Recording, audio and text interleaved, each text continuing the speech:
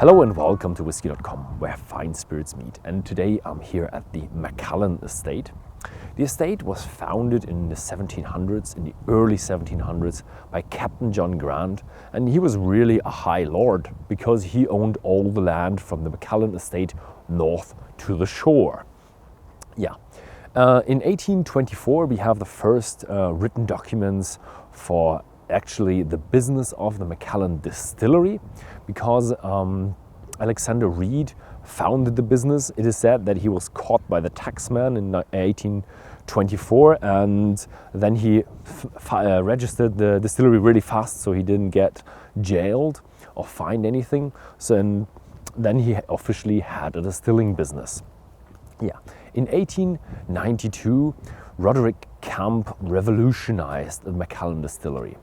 It was the person who introduced the sherry casks. He really made a fine spirit, and he optimized the Macallan brand to have a really, really nice tasting spirit.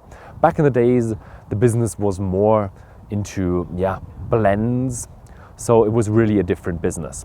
In the 1960s, we had the distillery changing hands to the Highland distillers, and later in 1999, the Edrington Group bought the distillery from the Highland distillers, and they still own it today. In 2018, in June, they actually opened the new distillery that you can see with these small hills there. And it's still working today, and today we're going to find out what this distillery is actually producing. I'm standing here in the production halls of the Macallan Distillery, and you might know the little hills that has been shown on these pictures. They're actually not that small, they're actually pretty huge, and Macallan calls them circles of production. We have 4 circles of production. The first one is the mashing, second, third and fourth is the fermentation and the distillation. Let's talk a bit more about the ingredients at Macallan. We have the water and the malt. The water is actually not taken from a water source or a river, but it is taken from a deep well that is a borehole on the Macallan estate, and they actually take it from the groundwater. The malt, obviously a non-peated malt, as Macallan is known for their soft and nice spirit that is not disturbed by any peat smoke, and they take the malt from a regional malter called the Simpsons. Behind me is then the first production step. It is the mashing. Here they wash out all the sugar and the starches from the malt and make a sugary, watery substance that is then fermented into alcohol. It has a capacity of 68,000 liters, which is huge, and they actually do 4 washings. So first and second washing go off to the fermentation, and the third and the fourth washing is so low on starch and sugar that they actually store it and use this water for the first and the second washing of the next run. So I'm here now in the third circle of production, and I'm in the outer circle. The outer circle is doing the fermentation. So we get the mash from the mash tun, and we add some yeast, and then we start fermenting. The Macallan Distillery has 21 wash bags with a capacity of 68,000 liters. So quite a lot, but we need a lot more Macallan whiskey because it's really popular. What we want for the character is to be a fruity, mild character. So what they do is they have a slow fermentation. What you need for slow fermentation? Lower temperatures. And if you look at the back, you see there are the stills, and it's actually really warm in here.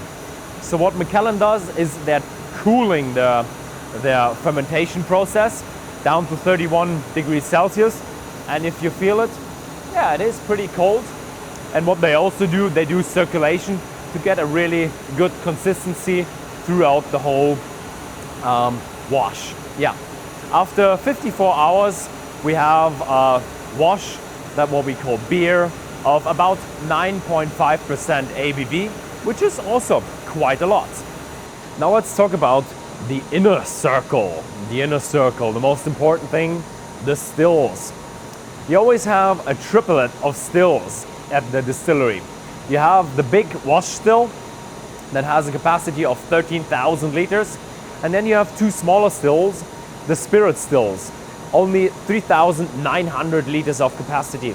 And what they do is they distill on the wash still, and then they split it up and distill on two smaller stills. They do that because they want to have the certain character of Macallan whiskey. With this small still and a relatively long hard cut that has relatively short corners with 72 and 68% ABV, you have a very, very good separation of the alcohols, the longer alcohols, the shorter alcohols. You only get the really good middle cut, and that is a very fruity apple style character that is just, yeah, that's just the right thing for Macallan to do, and they really want to keep that way. So they always have these clusters of 3 stills, and they always build these clusters if they want to expand. We used to have 7 wash stills, now we have 14. We used to have 14 spirit stills, and now they have 24.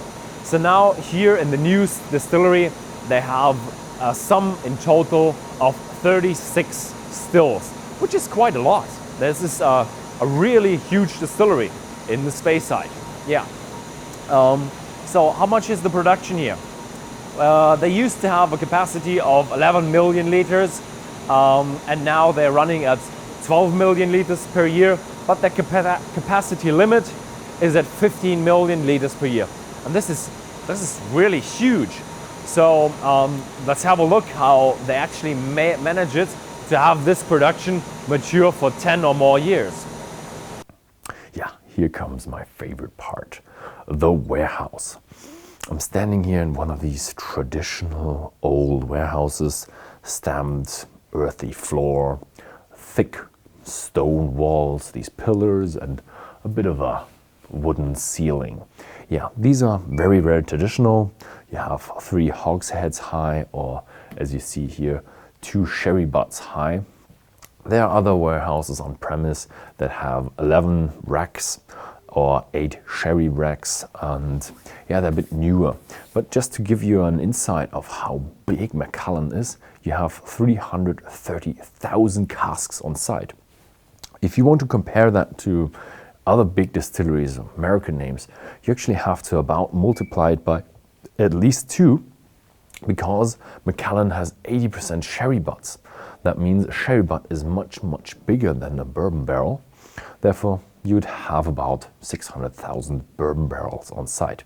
But as they have 80% sherry butts, only 20% hogshead, and just a couple of bourbon barrels, they have much, much more liters in volume. Yeah.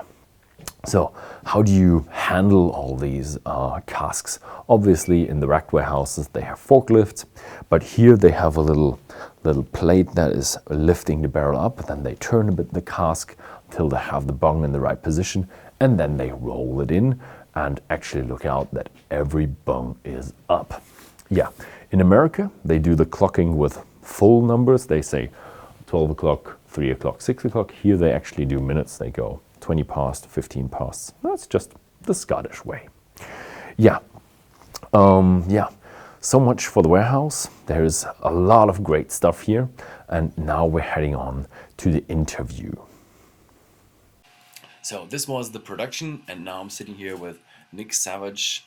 You have 12 years of experience within the whiskey industry. Now you're 2.5 years here with Macallan. So thank you very much for having me here in the beautiful Macallan estate. You're very welcome. East Yorkie's house in the drawing room. Oh, it's beautiful, and if you look in the cupboards, it's really really amazing what you have here. Absolutely. Yeah. So you've just been recently building the distillery. It's up and running.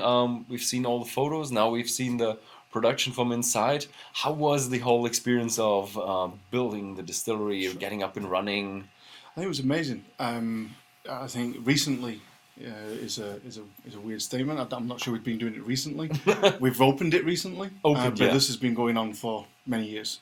From conception to design to tender to building, 3-year construction build.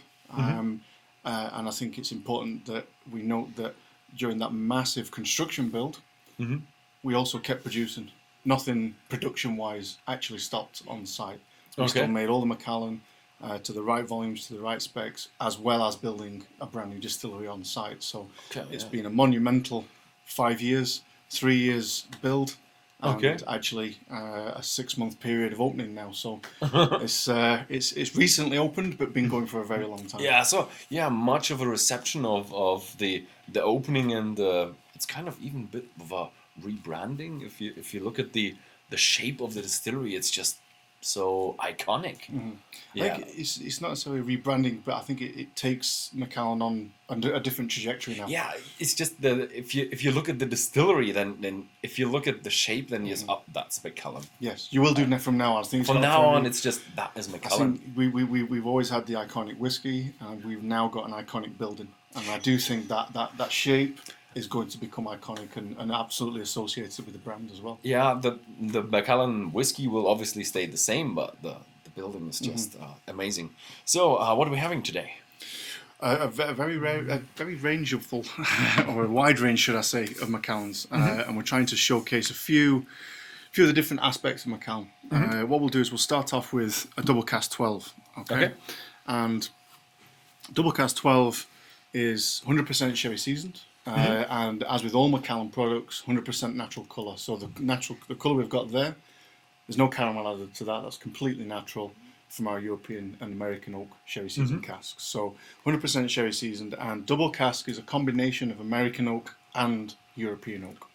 Okay, so the sherry butts are made from American oak and European oak. We also use some hogsheads in there as well, but 100% sherry seasoned. But the two different oak types, and what that does. It starts to provide a balanced experience. You've got a very honeyed approach to the nose, slightly sweet, which is coming from the American oak side of things. But then you've also got just a background of spice coming from the European notes. There's just a bit more volume to it with the European oak. A little bit of brute ginger in the background. But very subtle, but very honey-driven, very sweet, vanilla-driven, primarily from that European oak. So that American oak tempers the European oak. European oak is classic Christmas cake and spices. American oak is that sweetness, that freshness that comes. So that's what double cask provides. Yeah, double cask is a bit of an intriguing name for. It's 100% sherry oak, but it's still double cask. Yeah, it should be two different oaks. But yes, you really have to know what you're doing there. Yeah. So we've got two cask types.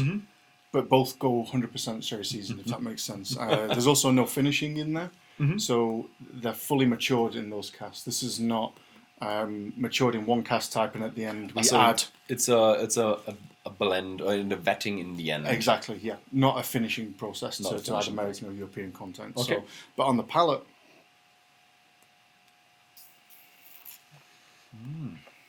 very sweet to start off with. But then the spice from the European oak starts to come through right at the beginning, really warming on the back of the throat, not so much on the tongue, but you get a real thick, viscous mouth coating from any Macallan. And then that spice decays, and all those sweetness, all that sweetness from the European oak starts to come through. And it's a bit oily. Exactly. The texture is... Which you can see in the glass. You can see the long, thick legs, which is derived from our distilling process that you'll have seen.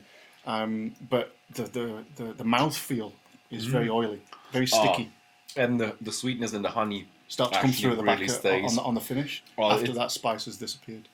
Yeah, spice goes off, less oak and just a nice honey feel to the end. Honey toffee for me for double cask. So that was just a 12-year-old. And that's just 12 years old. Nice. Or just, but it's perfect at 12 years old. 12 years old. Absolutely. That's a nice 12-year-old. It's selected at that right age. I was really amazed how many sherry oak casks you have. About over 300,000 on site now. Yeah, it's crazy how. So logistically, it presents a big challenge. I always thought okay, they have the bourbon casks and the hogsheads, but 80%. 80%, absolutely. So if we add a little bit of water as well, it just changes it completely. I'll let you add your own amount of water, as I always do.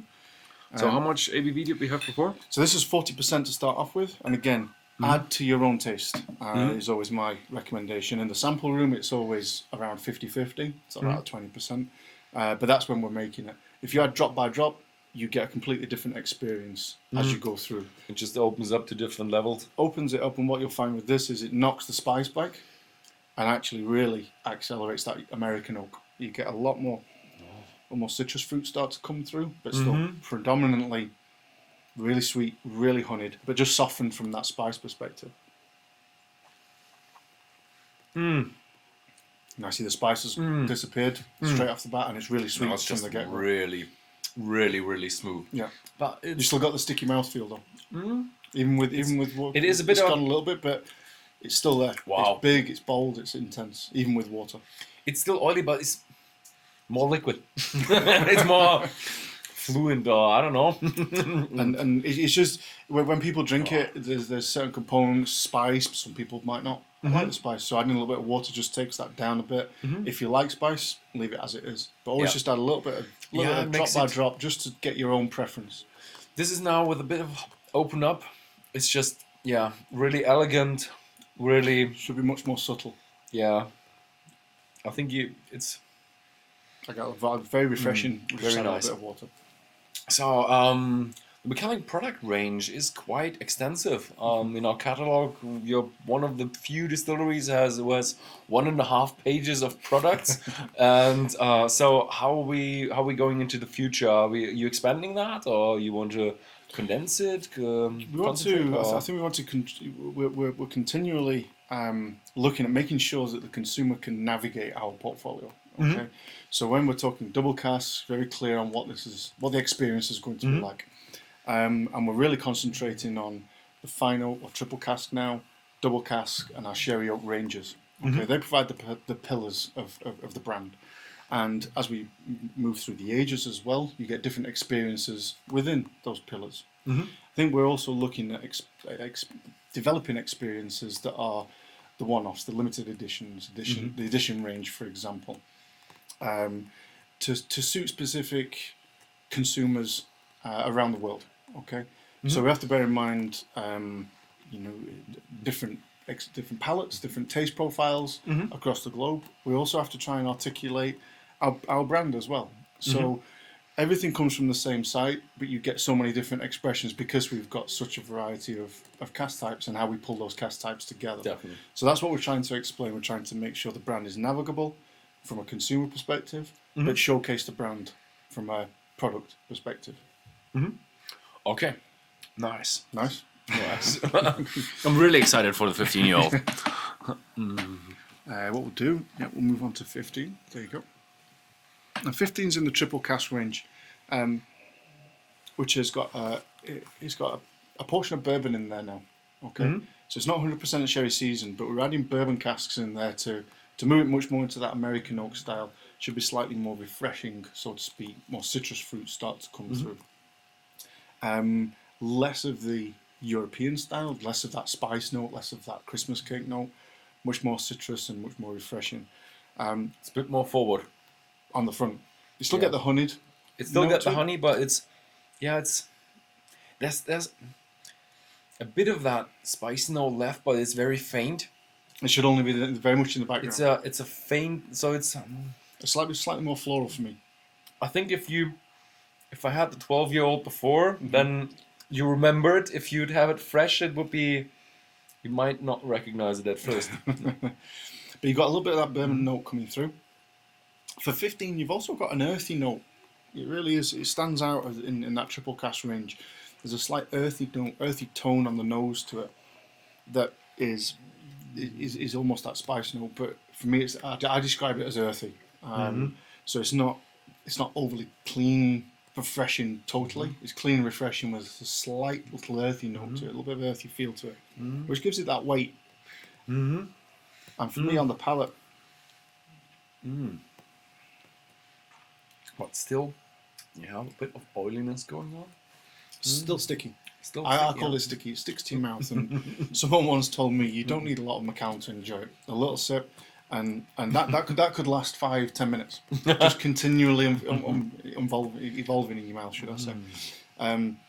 Citrus driven, very refreshing. Yeah, when you swallow it down, definitely refreshing. Now it comes a bit more But you realize it had 15 years when you go more into the finish. The kind of the fresh cut oak that you get from a 12 moves much more into a slightly more matured oak.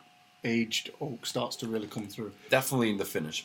The finish is a bit much drier. From the start, I would have said, I would have even guessed it that the 12 years old was older.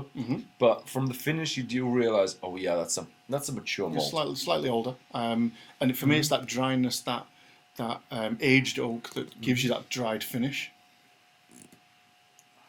Well, it's beautiful how you have a mixture of fruit in there. Between very fruity. Yeah, is a good description of triple cask. Very fruity, just with that body that I described, that stickiness. Again, a little bit of water just opens it up, takes the alcohol content down, and really allows those fruity notes to come through. Really citrus driven for me now. Really citrus driven. Oh yeah. It comes from really. Maybe before it was a bit more orange, now it's a bit more lemon. Really, or maybe it's just more upfront, the citrus. Almost go from an orange zest, orange peel, but then right into the lemons, the sort of apples, those types of real sharp citrus fruits. It's interesting. From ripe apple to green apple. Yep.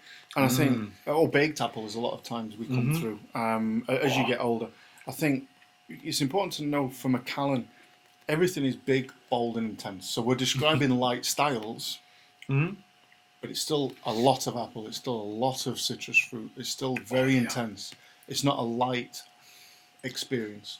It's really strange when you have that kind of fruitiness inside a malt distillate. It's very, very. You're right. It's very, very fruity. I mean, our new make starts fruity and malty, but adding that. Those really active casks, those first fill casks, those second fill casks, those bourbons, and actually, it's still a natural colour. We've added water to that. Still good colour, and it's still a good colour. To say there's no caramel in there, and I think for me, it's a lot of people say don't mix. We've added water, and some people will say don't add water. For me, it's all about preference. I'm actually a neat guy, but I would never judge anybody who adds water. 100%. Because water is just, it's just when you like that fruitiness and that opening up of the whiskey, it's beautiful. But I like the intensity. I think you should always try. Yeah, so when you're definitely. first experiencing it, try neat. Try a couple of drops. Try a couple of drops. Try a couple of drops, and then find your personal preference, depending on whichever style you're drinking. So for me, when we're moving into the much higher ages, I always add just a little bit of water. That's just my personal preference. When we're into the 15 and the 12, I often leave it neat as well. No, okay, nice. Again, personal preference. It's your experience. Nobody. Yeah, that's the beauty about whiskey. It's always about personal preference. Absolutely. So very fruity, very citrusy, very refreshing. And that's what the triple cask range is. The thing is, up till now, I'm undecided, but I've had the 18 before, I think 1 or 2 years ago, and I just know what's coming, so I just know it's going to be the 18 in the end. Okay. But it's also interesting, it's a good point, because 18 is my personal favourite, regardless of the range. But depending on the situation, depending on the time of year, depending on the occasion, depends on where I'll go as well. Yeah. So if it's a hot summer's day, I'm more down at the 12s and the 15s and the fine oaks and the double casks. Cold winter's night, 18 every time. Yeah. So there's an occasion as well as a personal taste preference. So from Macallan, we've seen so many different bottles, and there are so many special bottles, signatures, and I've seen 1950 over there. I have some of them at home as well. I think mine are replica bottles though. I'm not sure if they're replica, but you have so many old bottles, and I think there was I had a news on that a bottle was auctioned off at such a high price, and it attracts really many shifty people and who want to forge bottles. How do you as the distillery or as the brand deal with that? I think we take it very seriously. Because you're right, it's our brand, it's what we represent, and we take it with the utmost importance. We work very closely with auction houses, for example, where those auctions would go through, and we work collaboratively with them and with third parties sometimes to make sure that we're ensuring that is genuine products through those ultra high value auction channels. But even if you look at our packaging going forward, we've got the new holograms that are coming. That have been in place for a while. We're continually improving them. We've got the traceability through QR codes. So yes, there's the historical aspect, and we work collaboratively with anybody who is selling. But going forward, our products, we're continually improving our traceability, transparency, and the security ultimately through things like the hologram. Okay, so yeah, a hologram is definitely a good idea, but I don't think a 1950s bottle has a hologram. So again, you have to work in a completely different world now, and you have to go through historical archives. You have to go through sampling where necessary, depending on the product, depending on what the sale is. If it's open, if it's closed. Exactly. It presents different problems, different challenges. So yeah, we work very collaboratively with the auction houses to make sure that we're providing that authenticity as far as we can. Okay, yeah, that's nice. So for all the people out there, if you finish a very expensive bottle, always destroy it, never sell it. Yeah, always scrap the label off. Yes. scrap the label off. We tell the people bore a hole in it or something that, or keep it. Just don't let it go. Oh yeah, don't sell it. I mean, the thing is, don't sell it. For me, it's a great point, because why do we make the whiskey? We ultimately make the whiskey so as you can enjoy it and you can taste it and it can be appreciated. But we do appreciate that sometimes it gets very, very rare and very high demand comes in. So you never know. Yeah, I don't think the demand will go away. I think it will just be more. Hopefully not. It's great that people take such a passion in Macallan. And like I say, for us, we take that passion very seriously, and we do all we can to make sure that I like it that you expand production so it doesn't become really bad shortages. We built a new distillery to accommodate future growth. That doesn't mean we go full bore. That means we've got flexibility to ensure that demand of the future without compromising at all on quality. Definitely, what I've seen is just a really well-run distillery. Good. I'm glad. I should report. Okay. So we'll go with an 18 next. Oh, there you go. And again, yes, I did say earlier on. This is my personal favourite. I think it's got everything. It's got everything you need. The facial expression. Aside from ultra aged products, ultra rare products, which you're drinking for a different reason. You're drinking because it's an experience, because you're trying to look back into the world, what it used to be like, and not many people can have that experience, and that's why you're drinking it. But a day-to-day drinking, 18, it's my personal favourite. Yeah, it's an expensive bottle, but it's still, it's a whole bottle. You can have that for many years, and it's just, when you pour one glass, it's just a lovely drink. I mean, you're back to 100% sherry seasoned. The classic Macallan style, primarily driven through that European oak, which is completely different to the double cask. You'll not get that honeyed note. The classic way to describe this is Christmas cake in a glass. Fruit cake in a glass. Yeah, these dried fruit are really coming through. And at 18, you've got raisins, dates, sultanas, these types of notes. Yeah. The spice is softened out to almost a sweet cinnamon. Yeah, it's just, cinnamon is still in there a bit, but everything, when you smell it, it just screams round. It does scream round. It's a softer approach. It's very well balanced. But the oak note that we've been talking about really starts into the 18, starts to move into this, and I call it the antique oak note. Not fresh cut, antique oak. The old used oak that you get in old furniture, for example, and it provides that dryness on the finish as well. That's the sign of that age. But for me, it's so juicy, fruity, but from the dried fruits. It's not citrus like we had with the 15. It's very dried fruits, sultanas, raisins, really juicy, and baked to a certain extent. It's very much, like I say, I just describe it as Christmas cake in a glass. Fruit cake in a glass is the overall descriptor I give it. Oh yeah. Oh, it's just, you realize it's all oxidized, baked apple, sultanas, raisins, and definitely a little bit of hint of orange, but it's not fresh orange, but like orange peel, Orange peel, yep.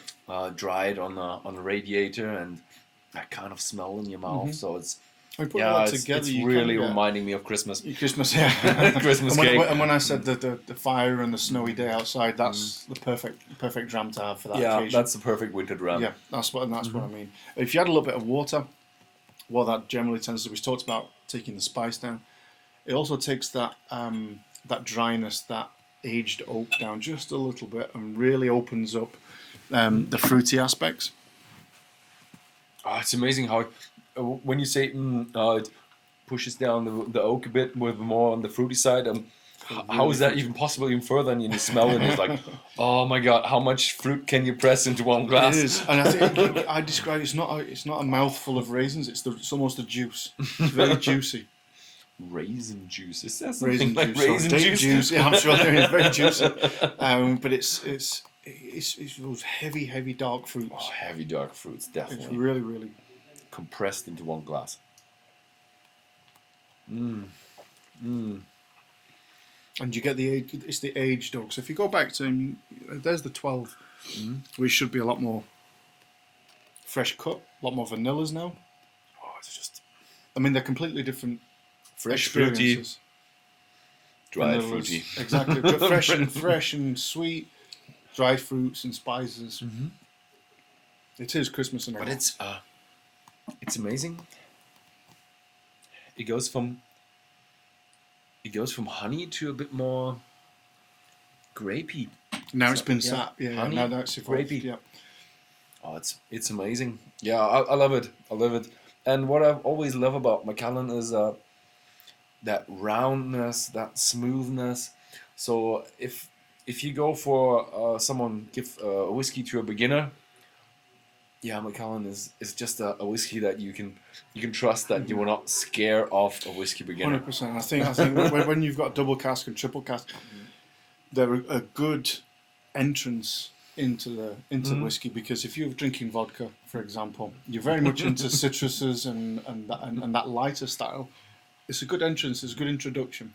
When you come drink unmixed vodka, vodka tonic. Let's put it that way. But when you move into the 100% sherry seasoned, the flavors are so bold, they're so intense that you migrate into this world. And I think that the softness that you speak of, for me, is that mouth coating. Yeah, the oiliness. It sticks to the roof of my mouth, sticks to my tongue, and it hangs around and evolves in your mouth. When I say softness, I mean the missing of an alcoholic component. That's a great point. Yeah, absolutely. Because a lot of people would just the spice element can be confused with the alcohol.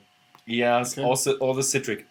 The sharpness of it. When you let's say you had a 1-year-old Macallan Spirit or a 2-year-old Macallan Spirit, it almost smells a bit like window cleaner or something like that, and you're absolutely missing that. I think the alcohol. The impact of alcohol. For me, you're right. These don't taste like high strength alcohol. Yeah. They taste very fruity, very sweet, and very spicy. But the warming effect that the spice creates can be misinterpreted as alcohol. Yeah, But definitely. once you understand that it's the spices and the wood that's warming up, and not the alcohol, then you can really start to understand. Yes, this doesn't taste like. If you had 40% vodka, it wouldn't taste like that. It'd be completely different. Completely different. Completely different. Oh, I love it. Oh, that's really nice. Good. Your favourite? 18. Definitely 18. But I knew that before. Okay, so thank you very much for having us. Welcome. It's a wonderful experience here at Macallan. So I encourage everybody out there, if you ever come to the Speyside, always visit Macallan, because it's Every time. beautiful site. And yeah, so if you live in Germany, check out Whisky.de with our shop, and check out these beautiful whiskies. They are all available all around. Thank you very much for watching, and see you next time.